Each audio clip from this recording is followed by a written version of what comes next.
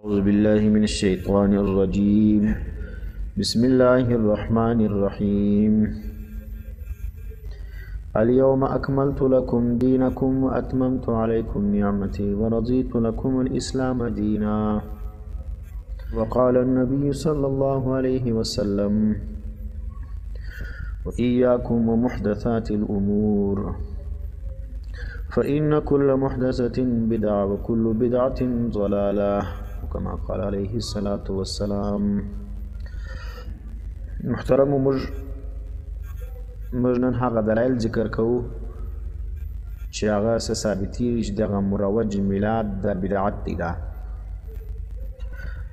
نو موږ د دې مروج میلاد پر بدعتوالي باندې تقریبا 14 دلایل ذکر کوو. نور هم ډېر دلایل شته، خو د هغو څخه موږ خاص دلایل چې راجمع کړي دي هغه تقریبا 14 غټ دلایل دي. اول دلیل دا دی چې کم سړی دغه مروج میلاد کوي دا بدعت دی او نبی علیہ السلام وایي: وإیاکم ومحدثات الامور، تاسو ځان وساتئ د محدثات الامور د نوو کارو څخه، ځکه هر نوی کار چې په دین کې هغه بدعت دی. ګوره هر کار په دین کې موږ وایو من احدث فی امرنا، نبی علیہ السلام حدیث کې فرمایلی دی چې چا نوی کار ایجاد کی په دین زموږ کې، امر معنا په دین زموږ کې، فهو رد، هغه به چې شوي رد به وي. اوس دلته نبی علیہ السلام چې کوم محدثات ویلي دي نوي کارونه، دا د دین نوي کارونه مراد دي. او بریلیان چې کوم دي تاسو خطا باسي چې تاسو ته وایي چې هر نوی کار بدعت دی، نو پنکه هم بدعت ده، موټر هم بدعت دی، ټمبم هم بدعت دی، او د نن سبا دا نوي شیان چې کوم راغلي دي دا ګر د بجلي د ګیس دی پلانې ده دا ګر بدعت دی. نو یا به سر نه خلاصي یا به خلک خطا باسي، ځکه من احدث فی امرنا، نبی علیہ السلام چا چې زما په دې دین کې نوی کار راوایستی، نو اوس بجلي ده، ګیس دی، موټر دی، موټرسایکل دی، پنکه ده، پلانې شی دی، پلانې شی، دا دین نه دی. دا په دین کې ایجاد نه دی، دا د دین څخه بهر شان ایجاد دی، او دا هغه چې کوم دی هغه منع نه دی. نو ځکه دغه بدعت چې کوم دی دا کوم میلاد دا خلکو په دین کې ایجاد کړي، دا د دین څخه بهر شی نه دی، ځکه دا ثواب کار خلک بولي او څوک یې نه کوي هغه بېدینه بولي، هغه وهابي بولي، هغه خارجي بولي، پلانې مختلف فتواې پرې لګېږي. او اوس که چا پنکه نه کوي استعمال هغه ته څوک وهابي نه وایي، چا موټر نه کوي استعمال یا نه لري هغه ته څوک وهابي و، پنجپیری و، پلانې دا نه وایي. څونه میلاد هغه باندې فتواې پر چا لګېږي، چا کوي هغه ځان دینداره بولي، عاشق رسول بولي، او چې چا نه کوي هغه چې کوم دی هغه بېدینه بولي. نو ګوره د عام سړي په دې سر خلاصېږي چې دا کوم شیان ایجاد شوي دي دنیوي امور دي هغه د دین سره تعلق نه لري، نه په هغه باندې سړی بېدینه کېږي. او دا کوم شیان چې دوی په دین کې راایستل دي د هغو د دې فرق دا دی، هغه دین څوک نه بولي، دغه دین بولي. نو موټر و، پنکه و، پلانې دا چې شته دا دین نه دی. او دغه چې کوم دی میلاد سلو یا پلانې کار سلو نو چې کوم بدعات دي دا چې دا په دین کې ایجاد شوي دي. نو ځکه نبی علیه السلام وایي: فإن كل محدثة بدعة، هر محدث شی چې کوم دی چې په دین کې وي نوی کار وي او خلک یې ثواب بولي او دغه ثبوت په خیر القرون کې نه وي. وینئ په خیر القرون کې د یو شي داعي موجود وي، لیکن دغه باوجود د صحابه کرامو هغه کار نه یې کړی، نبی علیه السلام نه یې کړی، امامانو نه یې کړی. او اوس چې کوم دی هغه خلک دغه کار کوي. نو فإن كل محدثة بدعة، هر محدث شی وینئ دا چې سلو بدعت سلو وكل بدعة ضلالة، هر بدعت چې دی هغه ګمراهي ده. نو بدعتي چې کوم دی هغه لوی ګمراهي ده. شرک بعد تر ټولو لوی ګناه چې شته دا بدعت دی. نو موږ اول دلیل دا سلو چې دغه میلاد مروج چې شته دا بدعت دی، چې دا بدعت سلو په دې باندې موږ دلیل پیش کړي چې نبی اسلام د هر بدعت څخه منع کړی ده. دویم دلیل دا دی چې دغه میلاد مروج څه دی، دا چې څوک کوي او دین یې بولي دا سړی نعوذ بالله څه کوي، دا تهمت لګي په نبی اسلام باندې د خیانت او د عدم امانت. د سړي دا خیال دی د دا بدعتي چې نبی علیه السلام په خپل رسالت کې خیانت کړی نعوذ بالله او دا هر بدعتي دا الزام لګي پر رسول باندې صلی الله علیه وسلم باندې ولې دی تر نبی علیه السلام او تر صحابو ځان چې دی هغه چش بولي ډېر دیندانه بولي په پوهېږئ بدعتي ته خپل ځان تر صحابو تر نبی علیه السلام ځان ډېر دینداره معلومیږي ځکه پر هغو باندې الزام لګي د خیانت ولې چې صحابه او نبی علیه السلام دغه حق زموږ څخه پټ کړی ولو دا د خیر کار ولو نبی موږ ته نه دی راښولی صحابه نه دی راښولی اوس ګوره موږ هغه ورته وایو که چېرې دا کار د خیر وای نو صحابه او نبي به راښولی وای دی یا دا د خیر کار دی نبي او صحابه موږ ته نه دی ښولی نو خو د هغه الزام لګي پر نبي او پر صحابه باندې د خیانت دا زه نه وایم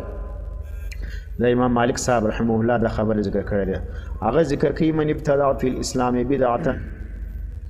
چا که ایجاد کوي په اسلام کې یو بدعت نوی کار یې راویستی او بیا یراها حسنتا دغه بدعت مبارک کې عقیده ولري چې دا حسن دی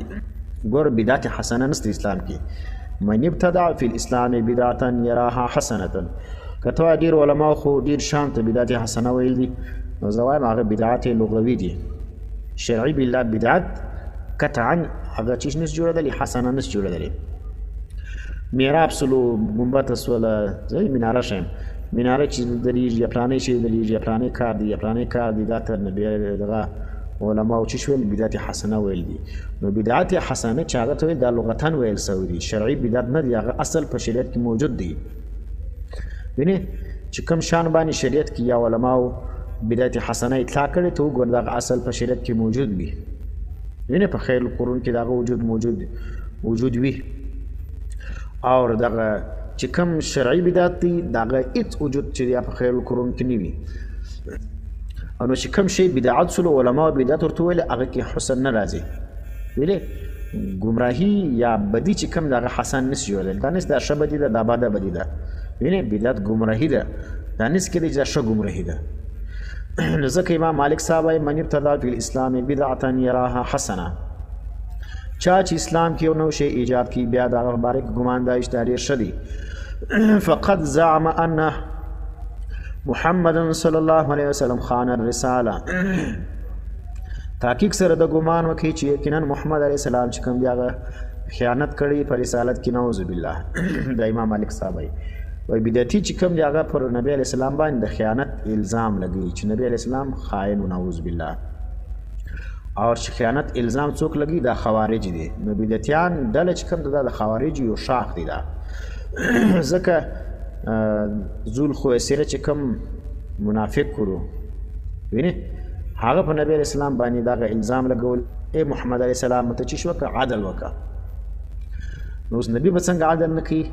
ځکه دا شیش سلو دغه د اولاد څخه بیا خوارج چې کوم هغه پیدا سوي دي نو دغه بدعتیان چې کوم دي چې د په دین کې نوي کارونه د ایجادي د خپل بطن دپاره د اکل او د شرب دپاره دین چې کوم دی هغه یو کاروبار جوړ کړی دی نو دا خلکو دا ګمان دی چې نبی علیه السلام په خپل رسالت کې چیش کړی خیانت کړی دی الله تعالی فرمایي الیوم اکملت لکم دینکم نن ورځ ما کامل کړی ستاسو دپاره دین ستاسو ګوره الله ما کامل کړی دی یو شی چې کامل سي نو هغه چیش دی هغه کې بیا د نقص صورت نشته یعنی کم وکړه دغه څه به شي کم یم نه شی کم کی نو هم تکمیلواله ختمیږي او د زیاتوب ضرورت هم نشته پاره کې ځکه خپل پردي او ته بل شی په کې زیاتې نو بدعتي چې کم دی هغه په کامل شي کې بل شی زیاتې او چې شی پرې پاره کې زیاتو کول دا دغه حسن خرابي یعنی دغه تکمیل خرابي لکه انسان چې الله پاک ډېر ښه پیدا کړی دی اوس کله کله په انسان کې یو ناجوړی پیدا سي اوس انسان چهره ته چوګل ډېر ښایسته چهره الله پاک ورکړې ده بس دا کامل چهره ده اوس که په دې باندې یو دانه راوخیږي انا کې دا دانه چې کم ده دا زیاتوب دی لیکن دانه چې د انسان پر مخ باندې وي هغه مخ بد ښکاره کیږي او دا رقم د دې مخه څخه چې یو ټوکړه د غوښې ته جلا کړي نو دا مخ په هغه باندې بد ښکاره کیږي نو موږ چې کم دی هغه وایو چې په دین کې به نه نقص راولي کمی به نه راولي او نه په دین کې زیاتوب راولي اسانه مثال دا چې الله کم تخلیق پیدا کړي په هغې که چیرې یو شی زیات سي هم د هغه حسن خرابوي او که چې یو شی پکې کم سي هغه هم حسن خرابوي مثال ما درکې د انسان په مخ باندې دانه راوخیږي یا یو بل شی وي نو هغه خو په ظاهره زیاتوب رالي په مخ کې نو مخ څه پکې خرابي که نه حسن خراب سلو او دغه رقم د انسان د مخ څخه یو ټوکړه د غوښې جلا که نو دغه د انسان د مخ حسن چې کوم دی هغه ختمیږي نو ګور دا رقم دین اسلام چې کوم دی الله یو حسین کامل دین پیدا کړی دی په دې کې نه د نقص ضرورت شته او نه د زیاتوالي ضرورت شته واتممت علیکم او پوره کړی مې په تاسو باندې نعمتي نعمت خپل ورضیت لکم الاسلام دینا او بیا مې خوښ کړی دی ستاسو دپاره اسلام دین نو اوس دا خلاصه دا سو فما لم یکن یومئذ دینا کم شی چې د صحابو په وخت کې د تابعینو په وخت کې د تبع تابعینو په وخت کې هغه دین نورو فلا یکون اليوم دینا چې کم شی د صحابو د تابعینو په زمانه کې تبع تابعینو په زمانه کې دین نورو هغه نن ګسه دین نشي جوړېدلی هغه بېدیني ده ځکه دین چې دی د صحابو په دې دور کې کامل سوی دی نو اوس چې یو نوی کار سړی کوي هغه به خامخا د هغه وجود خپله په خیر ورکوونکي وي یا به د هغه نظیر موجود وي چې یو شی خپله نه موجوده نه د هغه نظیر موجود وي نو په پوه چې دا بدعت دی دا دوه دلایل سره دریم دلیل موږ دا دی چې دغه مروج میلاد چې کم خلک وي او دین یې بولي دا څه کوي دا یو عبادت خاصی د یو وخت خاص سره انا خاص عبادت کوي په یو خاص وخت کې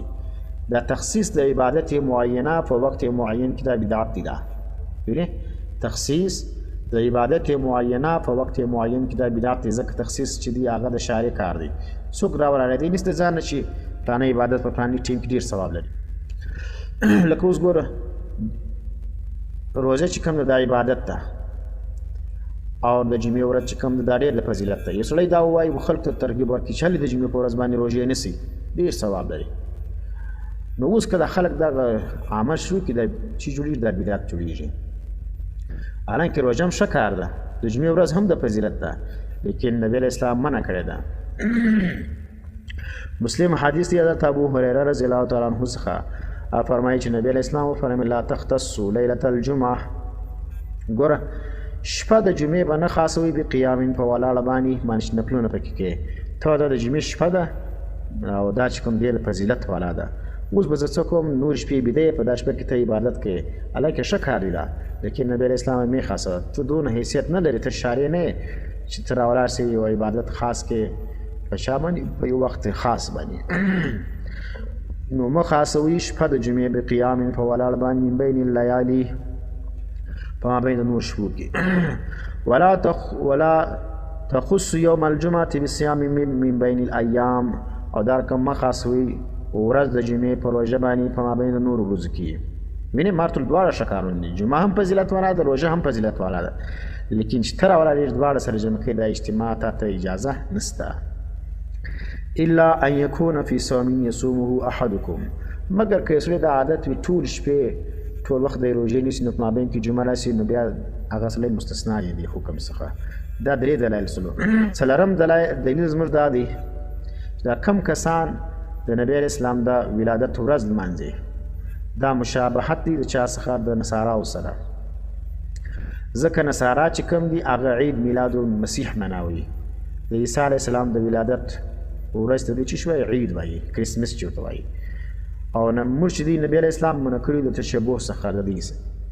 موږ ته دا حکم کړی چې تاسو د عیسیانو د یهودیانو سره مشابهت مه کوئ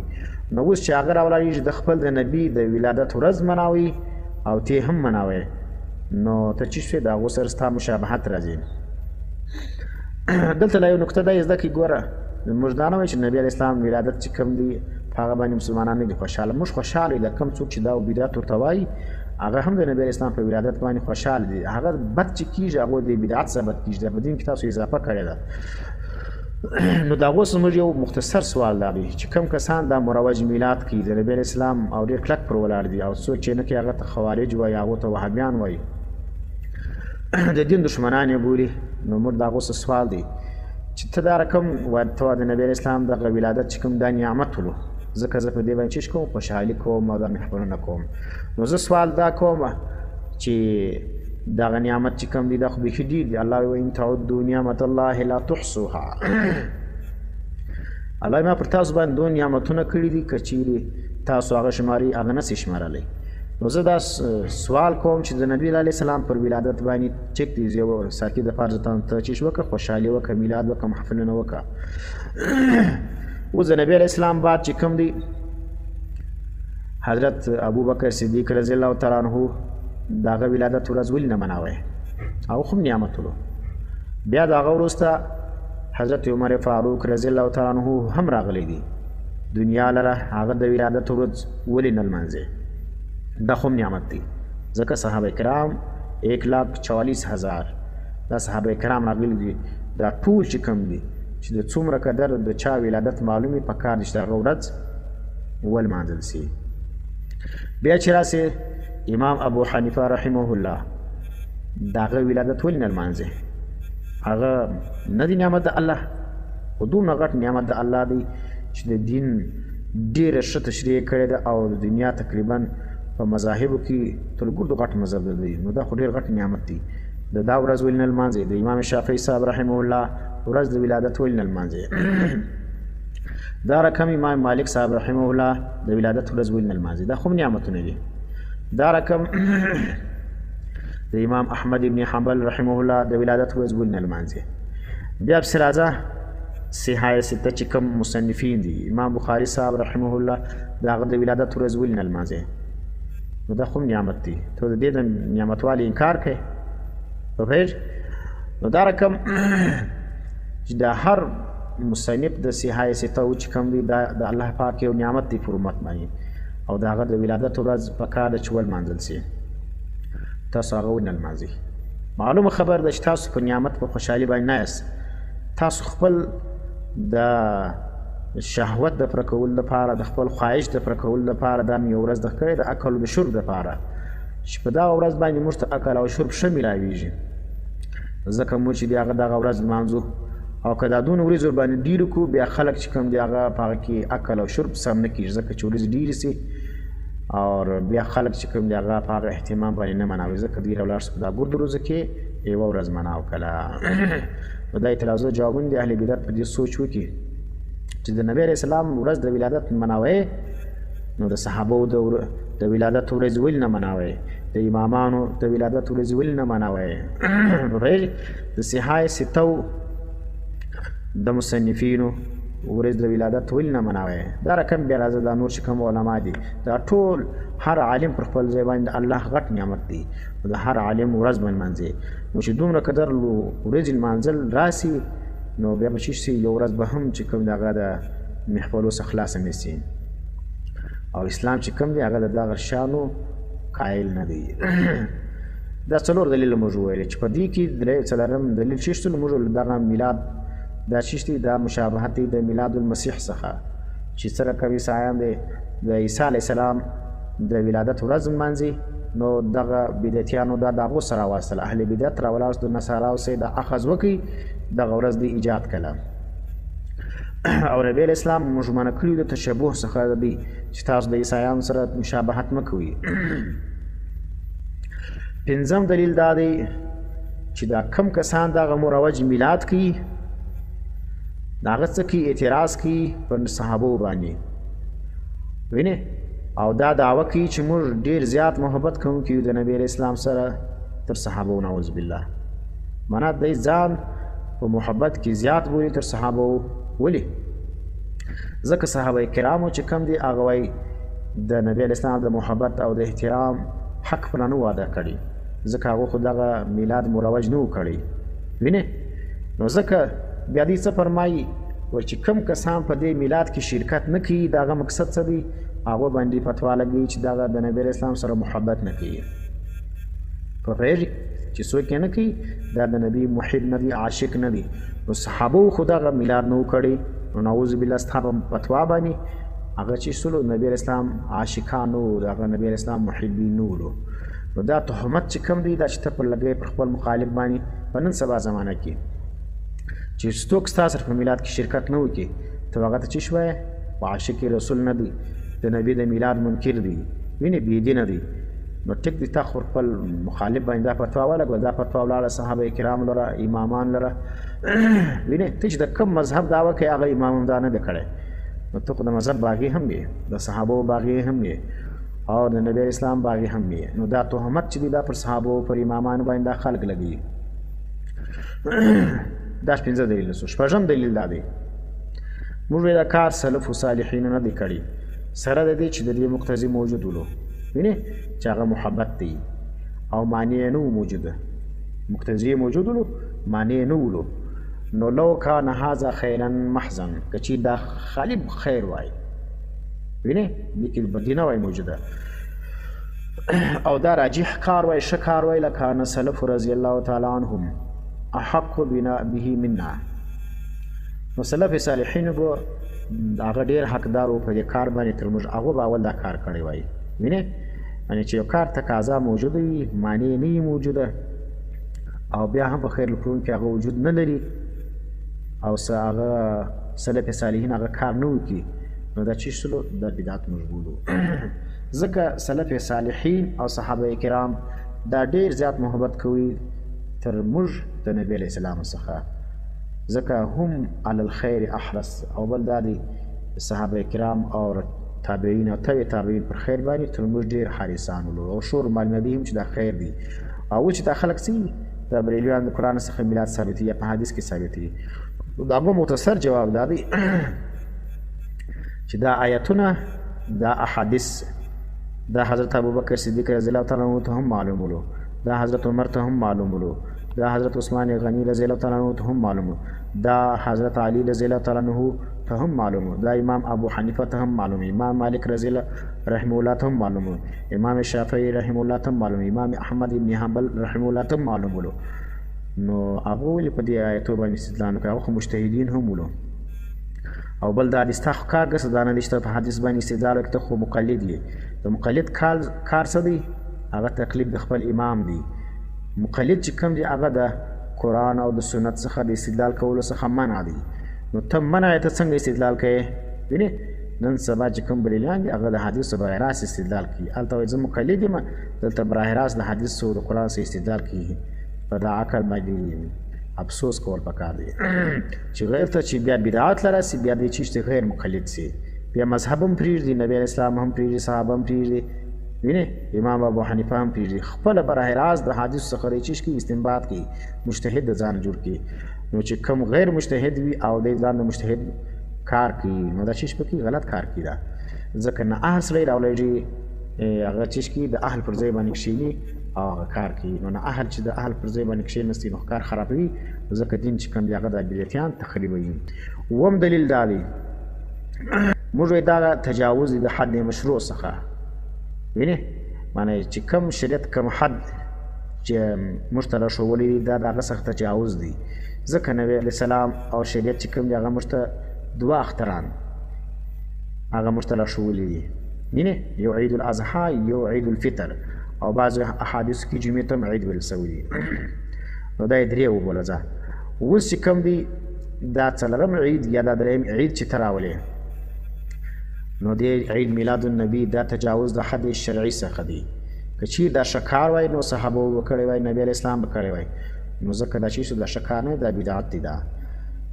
اتم دلیل زموږ دا دی په کوم ورځ چې دی خوشحالي کې هغه ورځ د مرګ ده ځکه 12 ربیع الاول چې کوم ورځ ده هغه ورځ د مرګ ده او دوی راولاړي چې په دا ورځ باندې چې خوشحالي کوي او د نبی اسلام پیدایش خو چې دی هغه په نوم باندې دی نو د اتم دلیل خلاصه چې شوله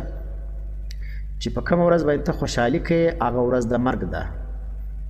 په کوم ورځ باندې ته خوشحالي کوي هغه باندې اتفاق د علماو دی چې هغه ورځ ده چې په هغه باندې نبی اسلام وفات شوی چې هغه 12 ربیع الاول باندې ټول کتابونه لیکي چې دغه نبی اسلام په دا ورځ باندې وفات شوی دی نو ته څنګه د نبی اسلام د مرګ په ورځ باندې خوشحاله کیږي او د نبی اسلام په ولادت کې اختلاف دی څوک وایي 8 ربیع الاول دی څوک وایي 9 دی وینې او شیخ عبدالقادر جیلانی رحمه الله داسې وایي 10 محرم دی دلته بیا قادریان خپل د شیخ طریقه پرېږدي قادریان څه دي زه قادری یم مست قادری یم نو مست قادری ستا چې کوم شیخ دی د سلسلې هغه مشر هغه څه وایي هغه وایي غنیة الطالبین کې لیکي چې د نبی علیه السلام د پیدایش ورځ 10 محرم دی. چې 10 محرم سول د شیګانو سره ته راولاړېږي په ورځ کې ماتم دغه کوه خوشحالي کوه هغه به ماتم کوي ته خوشحالي کوه. نو نم دلیل دا دی چې دغه میلاد والا چې کوم دي دا بدعتیان دا څه کوي د نبی علیه السلام پر دغه مروجه میلاد باندې دلیل ذکر کوي د قرآن کریم څخه قل بفضل الله وبرحمته فبذلك فليفرحوا هو خير مما يجمعون. اوس دې څه وایي ویقول ورته وایي بفضل الله په فضل د الله باندې وبرحمته او د الله په رحمت باندې په دې باندې تاسو خوشحاله سئ هو خیر مما یجمعون دا ډېر خیر دی تر هغه چې دوی جمع کوي. وینې اوس د دې ویل دلته چې د رحمت څخه مراد چې د نبي علیه السلام دی د الله په رحمت باندې تاسو خوشحاله سئ. نبي علیه السلام چې دنیا له راغلی پیدا سولو نو خوشحالي په کار ځکه الله فلیفرحوا امر یې کړی دی. نو دې اسانه جواب دا دی چې تاسو وګورئ دا آیت چې کوم دی دا د قرآن کریم د دې تشریح موجوده ده. دا آیت نبی علیه السلام لیدلی وو صحابو لیدلی وو امامانو لیدلی وو د هغه وروسته بیا مفسرینو د قرآن کریم تفسیر کړی دی غټ غټ مفسرین دي هغو د دې آیت څخه میلاد نه دی ثابت کړی. نو چې کم شی صحابو تابعینو نه یې ثابت کړی مفسرینو وګوره ټول مفسرین لکه اوس ګوره ابن جریر وګوره ابن کثیر وګوره بغوی وګوره قرطبي وګوره ابن عربي وګوره دا رقم نور روح المانی دا ټول چې وګوره یو چا هم دا نه دی ذکر کړی چې دلته د دې څخه ثبوت د میلاد راغلی. نو چې دا ټول نه ذکر کړی نو دلته تا ته چا دا اجازه ده که چې د قرآن کریم څخه براه راست مقلد وکړ بیا هم ته استدلال کوي اور یو بدعت په ثابتوي. لسم دلیل دا دی چې دوی دغه میلاد مروج پر جواز باندې یو حدیث ذکر کوي د مسلم شریف ابي قتاده انصاري رضی الله تعالی عنہ فرمایي ان رسول الله صلی الله علیه وسلم سئل عن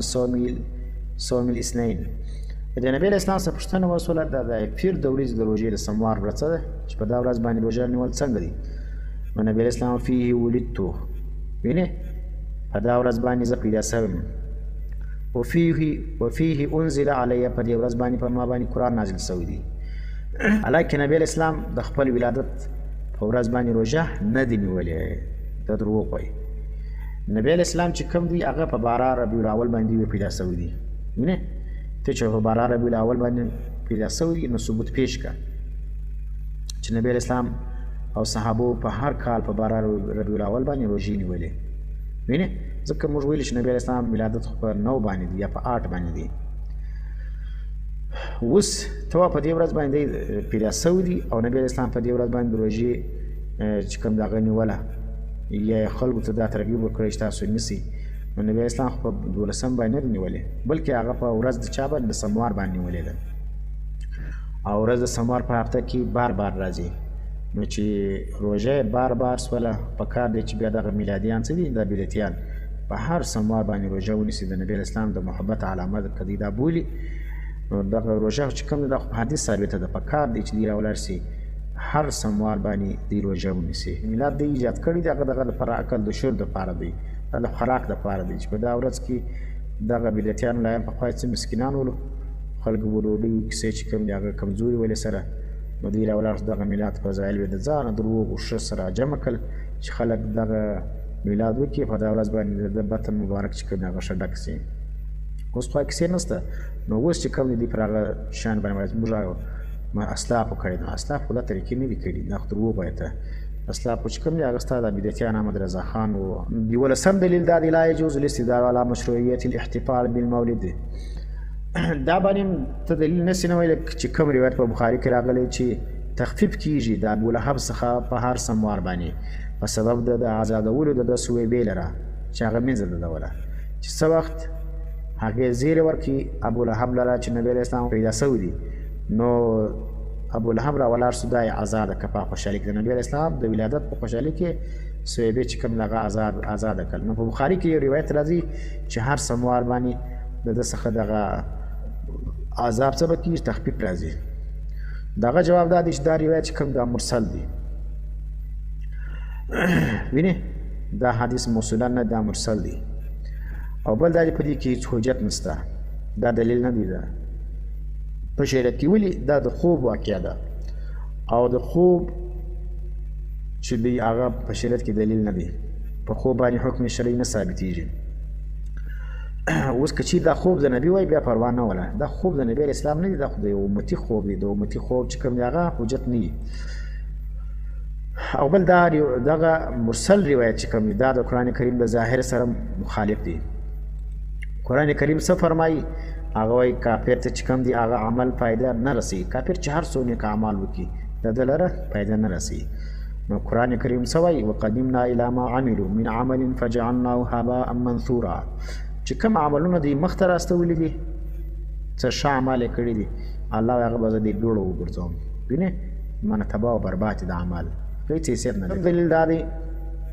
چې دا کم فعل د میلاد دی،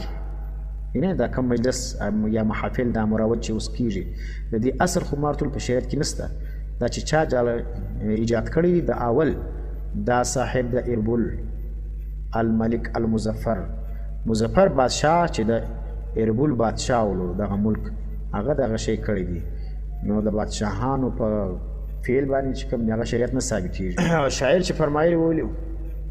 حال افسد الدین الا الملوک و احبار سوء و رهبانها.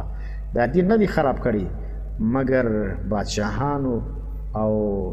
دو لمبر ملایانو او دو لمبر پیرانو. نو چې کوم دین دی دغه تخریب دا درې کسان کې غلط ملا، غلط پیر او غلط بادشاہ چې کوم هغه دین دغه ہے خرابی دین کے ان دین سے شاہ ظالم پیر جاہل مولوی بے دین سے. دا چې کوم کسان دا بدعت کی دا بې دینه ملایان دي. دا او بل دیارلسم دلیل دا دی چې دغه میلادونه چې کوم مروج دي دا پر ډېرو کبایرو په ډېرو غټو غټو ګناهو باندې چې کوم هغه مشتمل په دې کې ډېرې غټو ګناوې کېږي. لکه اوس یو ګناه چې کوم د هغه رقص ده. اوس زموږ بدعتیان څه وایي؟ موږ دلته د سم میلادونه کوو، موږ په ولا کې خالي تقریرونه یې پلانوي. نو ته خو د هغو پر قدم روان یې دلته دغه شان ولې نسې کوی؟ ځکه دلته ستا دپاره مانعین ډېر موجود دي، ځکه ته دلته ښه صورت پیښې. سبا چې تا دپاره ماحول برابر سلو، سبا ته هغه نندې کوي چې کوم د پنجاب بریلویانې کوي. ته د هغو پر قدم روان یې. ته دلته چې اوس دغه حالات ستا دپاره نه دي برابر او دلته رقص نه کوې، وینې سرونه نه غورځوې، نو دا چې ستا دپاره خو ماحول نه دی برابر. نو په دې کې چې اول کار کېږي غلط کار هغه رقص، دویم چې کوم دی هغه دا دی دا سرونه خلق شوري. او بل دا دی د نبی اسلام په دا میلاد کې غلط روایت ذکر کیږي، موضوعات ذکر کیږي او نبی اسلام منع کړی ده د چا څخه چې زما دا رقم دغه مه بیانوي صفت، لکه څنګه چې نصاراو صفت بیان کړی و د چا د عیسی ابن مریم. معنا زما په مدحه کې تجاوز د حد څخه مه کوئ. او د بریلیان ته وګوره خو بالکل خدای توب ته مرتبې ته رسوي. وایي د احد او د احمد مابین صرف د نیم فرق دی. نو دا غلا تجاوز نه دی چې الله پر مقام باندې ته څه کوي، نبی اسلام هغه مقام ته رسوي. او بل چې کوم دی هغه په دې کې خلک مالونه خرڅوي بې ځایه، وینې جنډیان یې څه ضرورت دی او بلپان دي بغیر ضرورته لګېږي، وینې. او بل چې کوم دی هغه په دې کې داسې قصیدې ویل کېږي چې په هغه کې ډېره غول وسوي وي، وینې. او نبی اسلام د غلو څخه انسانان منع کړي دي چې د انسان په محبت کې به ډېر غول ونه کوي. او بل چې کوم دی دغه ذریعه ده د چا د شرک، ځکه په دې کې چې کوم دی هغه شرکیه نارې ویل کېږي، یا رسول الله، یا محمد، یا علی مدد، یا شیخ عبدالقادر جیلانی، وینې. ناره غوثیه هم لګېږي، په دې کې ناره رسالت چې دی یا رسول الله ناره وایي، دا نارې ویل کېږي. نو دا که چیرې دغه نارې اگر چې ظاهرا موږ نه وایو چې دا نارې ګرد شرک دی، لیکن چې کوم څوک عقیده یې خراب وي هغه څه دي هغه دپاره تایید دي. نو دا